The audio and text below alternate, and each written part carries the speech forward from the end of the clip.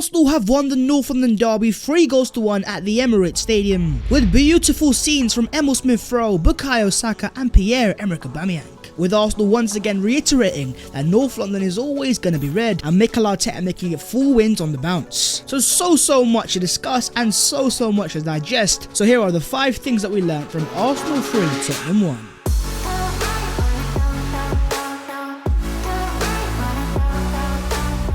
The first thing that we learnt is that Emile Smith Rowe's importance to this Arsenal side. ESR, the Croydon KDB, Arsenal's number 10, the glorious scenes that your boy witnessed live and direct behind the goal that Smith Rowe scored the first goal was just fantastic, and I couldn't ask for a better start. And it wasn't just that goal, because after that goal, Smith Rowe bossed the Tottenham defence. He showed them levels, he got a goal, he got an assist, as well as getting 23 accurate passes, an 88 pass success rate, 3 chances created, 3 duels won and 6 recoveries. It was a fantastic performance from the Arsenal Hill end product. And for the first time in a while, Smith Rowe showed to me that even though playing as a left winger, he was playing as a left half space operator, almost as a number 10 in a 4-3-3, and he was showing that he could dictate the final third no matter who the opposition is. As pointed out here, intelligent off the ball movement, ball carrying in attacking transition, passing the ball under pressure to build attacks from his own half, creating passing in the final third. Smith Rowe produced a complete attacking midfield performance to Spurs, a superb young talent. Watching Smith Rowe live and direct from the Arsenal crowd,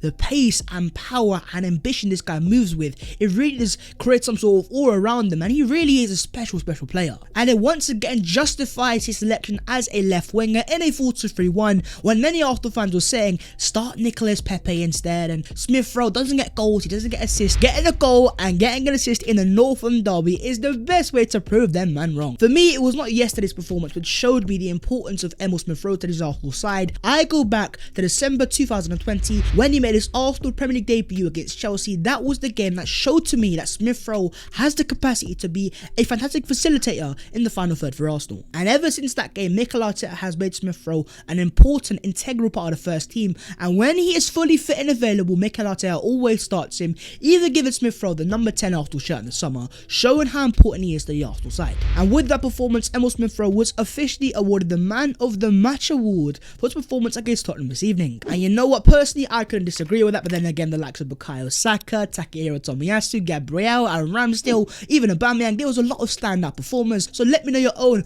Arsenal Man of the Match in the North London derby. On to the second thing, and that is Bukayo Saka is our best right winger. Bukayo Saka versus Nicolas Pepe, 2 right wingers. Who is Arsenal's best right winger is always the question the fan base is asking all over social media. And one of the main reasons why fans think Pepe is the better right winger is because he gets goals and he gets assists, and in terms of goals, last season 16 in all competitions, Arsenal's second highest top goal scorer. But then saying that in terms of Bukayo Saka as well, as a right winger, as it says here, 15 goals and assists in 23 starts when playing as a right winger. So yes, Pepe does get goals and assists, but also Bukayo Saka with 15 goal contributions in 23 starts playing in that same position. There's a reason why he was starting there at the age of 19 at Euros for his country. Bukayo Saka's future is certainly as a right winger. And in this Arsenal side, when he played like he did yesterday, he showed form of why he is an undroppable player regardless of Pepe being there. But at the same time, it's always good to have good competition behind him, which will push Saka to become only a better player. And Sergio Reguilon didn't know what was coming his way as Bukayo Saka cut him inside, left, right and centre. I mean, Bukayo, this guy's got a family in her. You can't be that disrespectful. Saka did an interview after the game saying, yesterday at breakfast we spoke about this. Imagine how it would feel to score in a North London derby. When Emile scored and I looked at him, we remember the conversation. When I scored, he looked at me, and it was a very special feeling for us to do this in the stadium. The passion, the desire, the beauty of the celebrations, once again both in front of your boy. I just saw exactly how much the goals meant to the players, and these two are Hill end boys. They've come for the Arsenal academy from the ages of 9 and 10. They're Arsenal boys through and through, my guys. And you can definitely see the Hill end connection, and even the stats are proving that. Emile Smith Rowe 21 and Bukayo Saka 20 have assisted one another 5 times in the Premier League. Among duos when both aged 21 or younger, only Cristiano Ronaldo and Wayne Rooney with 8 have assisted one another more often in the competition's history. Bukayo Saka is the Arsenal number 7, Smith Rowe is the Arsenal number 10, 21 and 20 years of age. These guys are the long-term future of our institution. And you know what, your boy is very excited.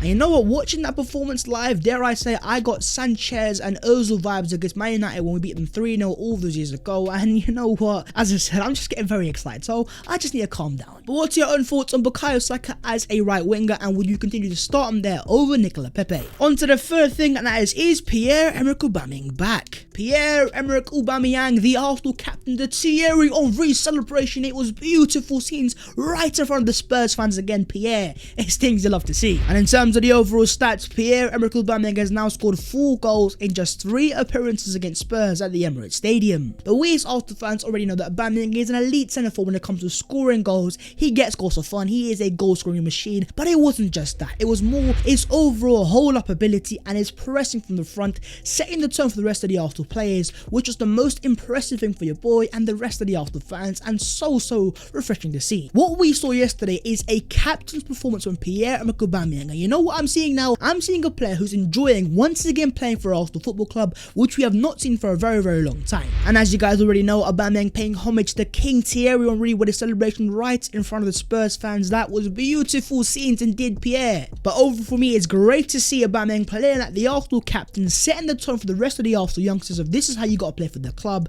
and most importantly, getting the goals as well. Dare I say, Pierre-Emerick Aubameyang, it is great to have you back, mi amigo. But what do you guys make of Aubameyang's centre forward performance? On to the full thing, and that is Arsenal's new back 7. A lot has been made out of Arsenal's brand new back 4 and the goalkeeper and Ramsdale, but let's also not forget the 2 players in front, Thomas Partey and Granit Xhaka. Don't get it twisted, Partey and Xhaka were the building block for the Arsenal attack, and what Odegaard, Smith Rowe and Saka did was all because Xhaka and Partey gave them a solid base to build off, and most importantly, were great for the build-up phase for Arsenal. And as pointed out here, Arsenal was set up inside a 3-2 build-up with Tomiyasu as a third centre-back. Previously against Burnley, the left centre midfield role was a fluid role where Odegaard moved high between the lines. However, as you can see, Partey and Xhaka were playing as a pivot with Tomiyasu, Ben White and Gabriel in a 3. And that build-up phase was pretty fluid, and it allowed Arsenal to build attacks time and time again. And also, that back 7 of the midfielders, defenders and goalkeeper was a massive reason why Spurs had so much of the ball, but they could not break Arsenal down. But once again, credit has to be given to the Arsenal centre-backs, Gabriel Magalhaes and Ben White, pocketing Harry Kane once again. I mean, for me, even though Harry Kane had chances,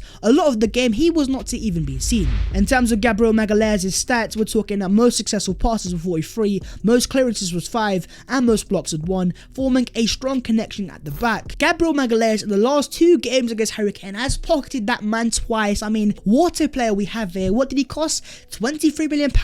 I can say it with my chest, this guy is an absolute bargain. But even in terms of his partner Ben White, we're talking 4 interceptions, a 100% aerial duel success rate, a 95% pass accuracy, 0 times dribbled past, 0 errors into a shot, and he only gave the ball away twice all game. A solid performance. Benny Blanco showing to the Arsenal fan base that he can be a competent defender and go up against a top striker like Harry Kane and give that guy a run for his money. Having a 100% aerial duel success rate against Harry Kane is no mean feat, and he's shown to the Arsenal fans that even in the air, he is not to be doubted. But then saying that, in the last few games, Ben White has had his few odd moments. I'm talking about this game, the potential penalty that he could have given away, but thankfully he did not. Those are the few things, Mr. Benny, that you need to completely iron out. But even the rest of the Arsenal defense and Ramsdale with a great save towards the end of the game, and even Takehiro Tomiyasu and KT, in particular Tomiyasu, was on top from locking down Heung-min Son. Dare I say now, Arsenal fans, it seems like we have a back 4 plus a goalkeeper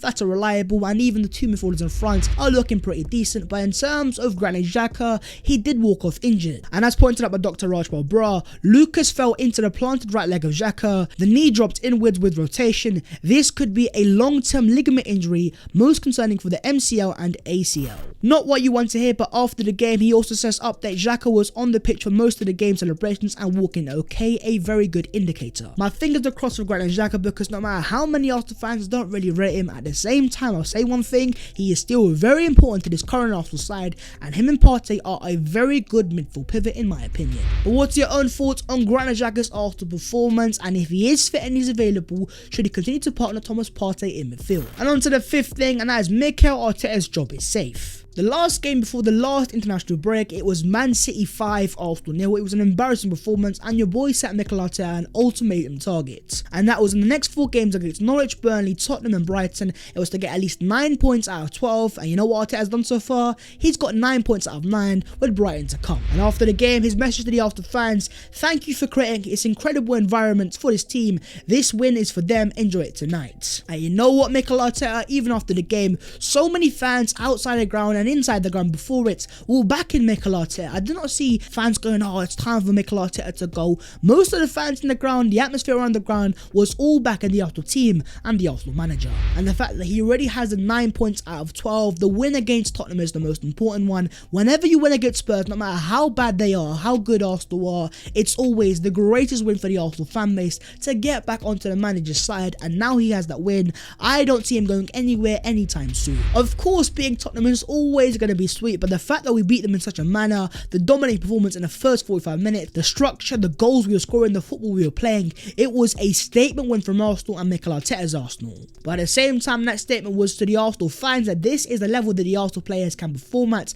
and we as fans now want to see this on a far more consistent basis with Mikel Arteta and the Arsenal players. Next up though, we do have Brighton away, followed by Crystal Palace at home and Aston Villa at home. Even though those teams are all in very good form, in my eyes at least, those are all very winnable games, especially the 2 games at home. Let's see what Arteta and Arsenal have to offer. But what are you guys saying now about the future of Mikel Arteta? Are you still on the Arteta out fence, or are you now willing to give him more time? But most importantly for me, Arsenal fans, let's just enjoy a gargantuan dub against Nando's FC. It was beautiful scenes. That is the video there though, guys. If you have enjoyed, make sure to smash a like on the video and do subscribe to the channel if you guys are new. If you want to follow your boy on them social medias, then the links will be down below in the description. But that was the 5 things that we learned in Arsenal 3, Tottenham 1. Let me repeat that, my friends. Arsenal 3, Tottenham 1. A gargantuan dub, beautiful scenes, and once again, North London is red, my friends. I will see you later in a bit.